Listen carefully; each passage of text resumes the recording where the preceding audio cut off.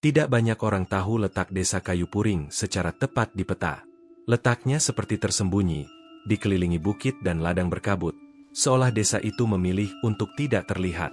Namun di kalangan para peneliti lokal sejarah, nama Kayu Puring mulai disebut-sebut dalam diskusi tertutup, bukan karena kejayaannya, tapi karena satu struktur misterius yang berdiri di batas barat desa, gerbang besi berkarat yang tak pernah digunakan, tak pernah dibuka, namun selalu dijaga oleh keheningan yang menekan. Adnan, mahasiswa semester akhir jurusan arsitektur di sebuah universitas ternama di Semarang, menemukan catatan tentang gerbang itu secara tak sengaja di ruang arsip fakultas. Tertulis tangan, lusuh, dan tanpa nama penulis, hanya dicap, tidak untuk publikasi. Dalam catatan itu disebutkan bahwa gerbang tersebut adalah bagian dari kompleks penjagaan kolonial yang tidak tercatat dalam sejarah resmi.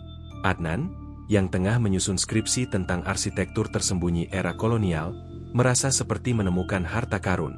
Namun ternyata, bukan hanya arsitektur yang tersembunyi. Ada sejarah yang ditutupi. Ada rahasia yang dikubur. Dan Kayu Puring bukan sekadar desa. Perjalanannya dimulai pada suatu pagi berkabut. Dengan perlengkapan kamera, tripod, drone, dan peta lama yang ia temukan dalam arsip, Adnan menumpang bus menuju Wonosobo, lalu naik ojek desa menuju lokasi yang dipercaya sebagai Kayu Puring. Di perjalanan, beberapa tukang ojek menolak mengantar ke sana. Satu orang, Pak Marto, bersedia, namun dengan satu syarat, Adnan harus meninggalkan desa sebelum matahari tenggelam. Terlalu banyak yang tidak pulang dari sana, kata Pak Marto dengan nada datar. Tapi Adnan tidak percaya tahayul. Ia merasa ini hanya bagian dari kisah rakyat yang dibesar-besarkan. Ia menertawakan cerita tentang gerbang yang bisa memanggil roh masa lalu. Namun semua berubah saat ia tiba di desa. Desa Kayu Puring tampak biasa dari luar, rumah-rumah tua berdinding kayu, sawah terbentang, dan suara ayam berkokok terdengar di kejauhan. Tapi suasana di sana berat. Langit selalu tampak kelabu, dan suara angin berdesir seperti berbisik. Warga desa menatap Adnan dengan pandangan mencurigai. Beberapa anak kecil diseret ibunya masuk ke rumah saat ia lewat. Hanya satu orang yang menyambutnya, Bu Ningsih, perempuan paruh baya yang tinggal sendiri tak jauh dari lokasi gerbang. Ia menawarkan tempat tinggal sementara. Tapi jangan sekali-kali dekati gerbang setelah azan maghrib, ucap Bu Ningsih tanpa basa-basi. Adnan mulai melakukan survei siang hari. Ia memotret gerbang itu dari berbagai sudut. Tingginya hampir 3 meter, dengan lambang burung yang sudah aus di atasnya. Rantai besar melilit pegangan, namun tak dikunci. Anehnya, walau rantai itu tidak dikunci, gerbangnya tidak pernah bisa dibuka, seperti ada kekuatan yang menahannya.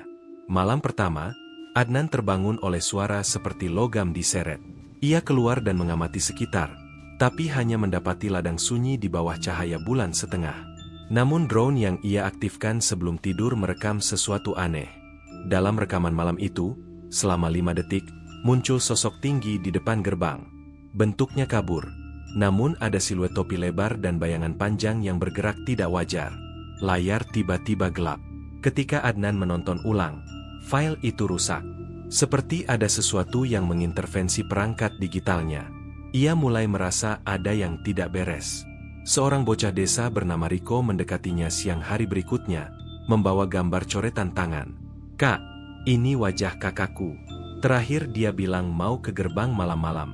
Sekarang dia hilang. Ibu dibilang dia kabur ke kota, tapi aku tahu dia diambil," katanya lirih.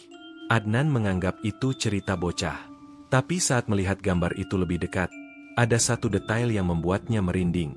Sosok tinggi di belakang anak laki-laki dalam gambar itu persis seperti siluet dalam rekaman drone miliknya.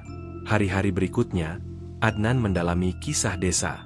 Ternyata, sejak 1960-an, desa itu sudah kehilangan lebih dari 30 orang. Semua hilang secara misterius, dan semua kejadian terjadi di sekitar waktu Jumat Kliwon. Dan anehnya, catatan resmi kepolisian tidak pernah merekam kejadian-kejadian itu.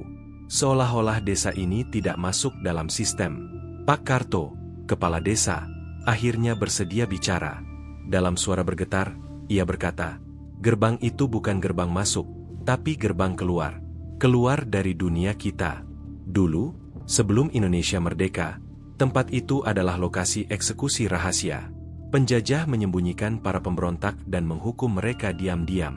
Roh-roh yang tak sempat dikuburkan dengan layak, mereka tinggal di sana. Malam Jumat Kliwon berikutnya, Adnan memasang kamera inframerah dan mikrofon perekam suara frekuensi rendah di sekitar gerbang. Ia tak tidur. Dan tepat pukul 2 pagi, suara berdentang terdengar. Bukan dari jam, tapi seperti dentang lonceng, 3 kali. Lalu kabut keluar dari balik gerbang. Layar kamera memperlihatkan sosok itu muncul, tinggi, mengenakan seragam kolonial, wajah gelap tanpa fitur yang jelas. Ia bergerak pelan, tapi semua yang disentuhnya menjadi kabur dalam rekaman. Suara berat muncul dari mikrofon. Kau bukan bagian dari sini, tapi kau sudah melihat. Maka kau harus memilih. Gerbang perlahan terbuka. Kamera merekam gerbang itu terbuka untuk pertama kalinya dalam sejarah. Tapi sesudah itu, semua mati. Listrik padam. Alat-alat Adnan rusak. Ia ditemukan keesokan harinya oleh Buningsih, tergeletak di tanah dengan mata kosong. Ia masih hidup, tapi tidak lagi sama. Ia tidak ingat namanya. Tidak ingat mengapa ia ada di desa itu. Hanya satu kata yang terus ia ucapkan saat dibawa ke rumah sakit jiwa. Pulang, pulang. Dan yang membuat cerita ini bertambah seram, seluruh data dari kameranya, termasuk rekaman drone, hilang. File kosong. Tapi foto terakhir di HP-nya menampilkan gerbang itu, terbuka, dan bayangan tinggi berdiri di dalamnya, menatap lurus ke arah kamera. Sejak malam itu, gerbang di Kayu Puring lenyap. Warga bilang tanah di sana mendadak kosong. Tak ada gerbang, tak ada jejak. Tapi mereka tetap tidak berani mendekat. Karena mereka percaya, penjaga gerbang tengah malam tidak pernah benar-benar hilang, hanya berpindah tempat, menunggu dibuka kembali oleh orang yang cukup nekat. Dan malam ini, kalau kau kebetulan menemukan jalan ke desa tanpa nama, jangan berdiri terlalu lama di dekat pohon besar yang berdiri sendirian.